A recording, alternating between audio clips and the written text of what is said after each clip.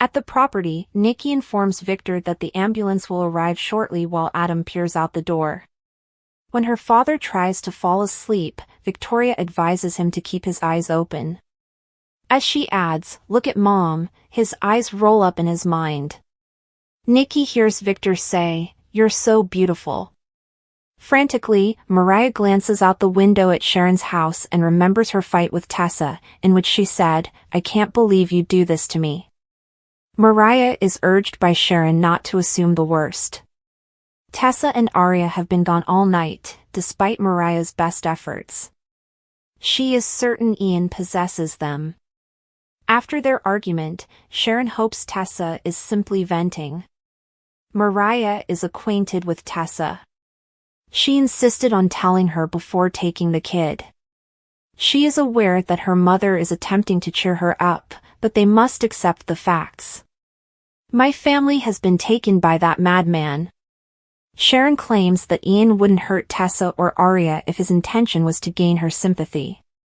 Mariah claims that she agitated him at society and that he has a hair-trigger anger. He has most likely given up on a relationship with her and is only using her family to cause her the greatest possible harm. She is reminded by Sharon that Tessa is strong and intelligent. Mariah is aware that Ian has the potential to harm a child. She is an example of that in action. Arya is so small, and he has no spirit or conscience. The door is suddenly knocked on. Mariah becomes alarmed, believing that the cops are bringing bad news. Tessa and the infant are standing there when Sharon answers the door. "I'm so sorry, I'm so sorry," Mariah exclaims as she runs over to give her an embrace. Nick advises Ian to remain where he is at the ranch. There's an ambulance coming. Ian is aware that he hopes to pass away before it arrives. He exhorts him to finish him with the rifle. "You would prefer to see me suffer a slow and agonizing death." It sounds fairly fantastic to Nick, who claims it wouldn't even come close to the suffering he's given others. Mariah tells Arya that she really missed her when she was at Sharon's house. She is concerned that she ought to be admitted to the hospital. Tessa believes she is doing well. Mariah wishes to inform the police by phone. Tessa was unaware of her level of anxiety. Mariah claims that she simply vanished. "How would you have responded?" Tessa acknowledges that she would have followed suit. "What happened to her?" wonders Sharon. "Did Ian take you?" Mariah blurts out. "No," says Tessa. Mariah queries whether she was truly so upset with her. Tessa disputes it. She was wrong to beg her to pardon Ian. Mariah is simply relieved that they are safe and at home. Tessa didn't want to cause her any anxiety. "What happened last night?" asks Sharon. Whatever could go wrong did go wrong, according to Tessa. She explains that she felt awful when she arrived home after the altercation in society. She took her on a drive after Arya woke up and she was unable to calm her. "In this weather?" asks Sharon. "If the car broke down," she asks. The automobile ran out of juice because Tessa neglected to check if it was charged. Her phone was dead when she pulled over. Without a means of communication with Mariah, she found herself by the side of the road. It allowed her time to come to terms with her foolishness. "I sincerely apologize." She is pulled into an embrace by Mariah. "How should we handle this?" Adam asks Michael at the ranch. According to Michael, Victor will be all right as long as the family maintains the story that Ian shot Victor using the security guard's gun. Then he came to the rescue. "It's true," Michael exclaims. "I'm always in awe of this man." Claire confides in Victoria nearby that she is concerned about Grandpa. "He's tough," according to Victoria. Claire questions how individuals like Ian and Jordan became that way. Not feeling guilty about taking another person's life. How does that occur? Victoria doesn't know. She's just relieved that there are enough like your grandpa types in the world. Victor musters the will to harass Ian in the living room, telling him that he will rot in hell. I have no doubt about that, Ian says. Then he faints. Victor is urged to wait by Nikki. She inquires about Tessa's homecoming at Sharon's house. Tessa claims she had to wait because it was too chilly to walk. Abby finally located them. Of all people. She recognized her automobile as she passed by. She was still unable to call Mariah because she had left her phone at Society. They hear sirens all of a sudden. They're on their way, Sharon declares as she gets to her feet. Tessa finds out that Jordan has passed away, but she still doesn't know a lot. Sharon believes that the main house is where the sirens are going. What else could happen tonight? Mariah asks in awe.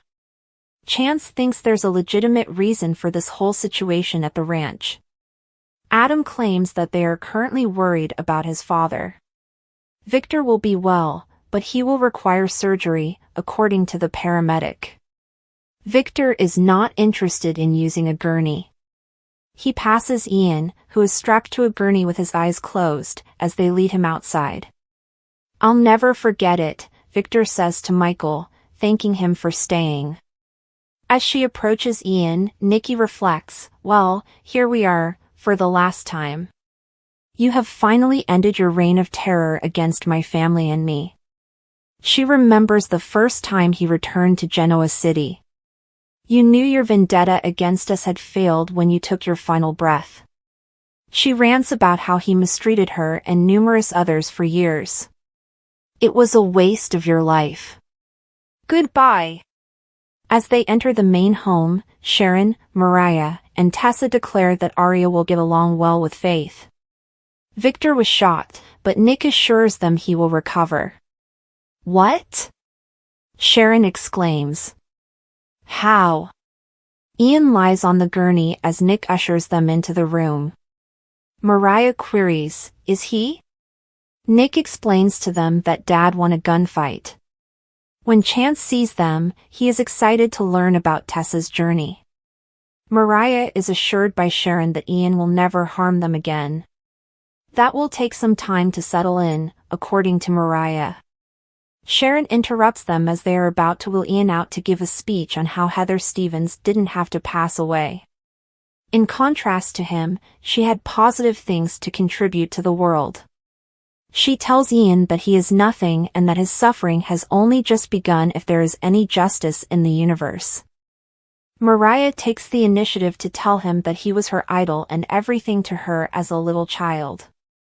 She was always pleading with him to take notice of her and treat her well.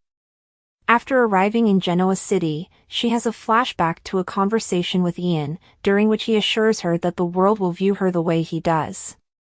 They were always a fantastic team, and he thought back to the ways she had impacted his life. You turned on me when I finally tried to leave after realizing who you truly were, Mariah sobbed. I was tortured by you. For years, she feared that he would return and destroy her life. She flashes to Sharon informing Mariah that Ian bought her after a doctor had stolen her when she was a baby. She was the twin of Cassie. Mariah is amazed that Ian ever believed he could win her back in the present. She is aware that it is at last ended. They no longer have that tie. She has a wife and a child, as well as family and friends she adores, and they adore her. I suppose that you didn't defeat me after all. Mariah sobs as the paramedics wheel Ian out the door. Sharon invites Claire to join them when she says they'll return to her apartment. When Chance is alone himself, he asks Nick, Adam, and Michael who would like to go first and describe what transpired there. It's difficult to believe, Nikki tells Victor in the ambulance. In a single night, Ian followed Jordan. Victor believes that everything is working out for them. His attempt at comedy does not amuse Nikki. He reassures her that everything will be okay and that she shouldn't worry about anything else. Nikki finds it incomprehensible that he would attack a man who had just shot him while armed. Claire is at Sharon's house, wrapping up the story of Victor's fight with Ian for her and the others. The gunshot went right through, according to the paramedics. All of them believe they owe him. Tessa queries Jordan's involvement. She learns about their collaboration via Mariah and Claire. Heather was in the wrong place at the wrong time, according to Sharon. For Ian to blame her for the crime, he needed a victim. Mariah is aware that he gave her drugs to make her do something so horrible that she would be thrown away for good. Tessa speculates that then it would be obvious how he might obtain Mariah. She is shocked that she fell for his ruse. Mariah reassures her that Ian has misled others before. He acts in that manner. Claire believes that all of this occurred because Ian and Jordan genuinely thought they were working for a good cause. They believed the world should be like this, being reunited with the girls they had raised since childhood. As they declare their survival, Mariah and Claire give Sharon a hug. They will both be stronger as a result, Sharon assures them. Michael informs Chance that Ian arrived at the ranch because he was a crazy person. When he learned about Jordan, he became enraged and wanted retribution. Nick and Adam both nod. They were there to help the family through the stressful night. According to Michael, Ian admitted to drugging Sharon and killing Heather after he was able to seize the security guard's gun. Michael believes he was grieving and out for blood, but Chance is dubious. Adam goes on to say that before his father intervened, he was going to murder them all and have Nikki watch. All right, Chance says. He's attempting to comprehend their tale. Michael contends that it did in fact occur. Chance reflects on how two villains die on Newman's land on the same night. Credibility is somewhat strained. According to Michael, their plans came together while they were collaborating. What isn't credible about that? Chance claims that they are both now deceased. Adam claims that if Victor hadn't intervened, none of them would be standing there at this moment. Morton's son will support their version of events, Michael assures him. Is there anything that makes you question what we told you? Claire assures Mariah at Sharon's house that they can sleep soundly tonight since they know that Ian and Jordan will never harm them again. They all concur that things could have gone much worse. Tessa apologizes profusely for Mariah's anxiety. According to the redhead, she must think that individuals like Ian and Jordan are the exceptions in society. According to Sharon, they must now focus on the future. We must concentrate on the healing process. That will be with Daniel and Lucy, in my opinion. It is the only means she is aware of to counteract the evil Ian brought to Genoa City. Chance will have to believe what they say at the ranch, but he can't help but be amazed at how everything always turns out the way the Newmans want it to. Michael tells Adam and Nick that there is no proof to refute what they have told him before he departs. What if that second bullet had hit you instead, worries Nikki in the ambulance. Victor would sooner die than be harmed by someone.